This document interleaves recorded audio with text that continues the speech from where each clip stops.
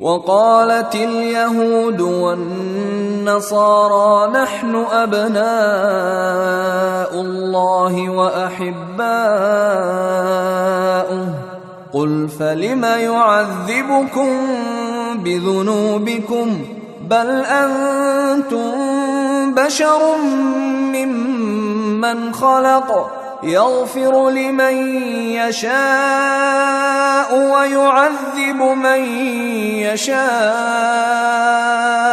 وَلِلَّهِ مُلْكُ السَّمَاوَاتِ وَالْأَرْضِ وَمَا بَيْنَهُمَا وَإِلَيْهِ الْمَصِيرُ۔ یہود و نصارہ کہتے ہیں کہ ہم اللہ کے بیٹے اور اس کے چہیتے ہیں۔ ان سے کہو کہ پھر اللہ تمہارے گناہوں کی وجہ سے تمہیں سزا کیوں دیتا ہے؟ نہیں، بلکہ تم انہی انسانوں کی طرح انسان ہو جو اس نے پیدا کیے ہیں۔ وہ جس کو چاہتا ہے بخش دیتا ہے اور جس کو چاہتا ہے عذاب دیتا ہے۔ آسمانوں اور زمین پر اور ان کے درمیان جو کچھ موجود ہے اس پر تنہا ملکیت اللہ ہی کی ہے اور اسی کی طرف سب کو لوٹ کر جانا ہے۔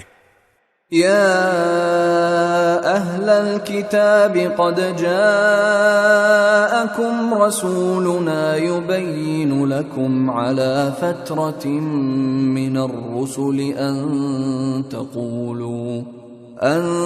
تقولوا ما جاءنا من بشیر ولا نذیر فقد جاءكم بشير ونذير والله على كل شيء قدير۔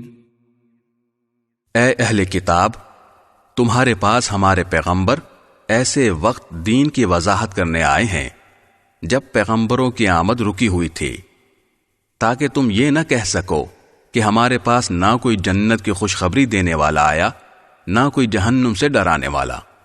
لو، اب تمہارے پاس خوشخبری دینے والا اور ڈرانے والا آ گیا ہے، اور اللہ ہر بات پر پوری قدرت رکھتا ہے۔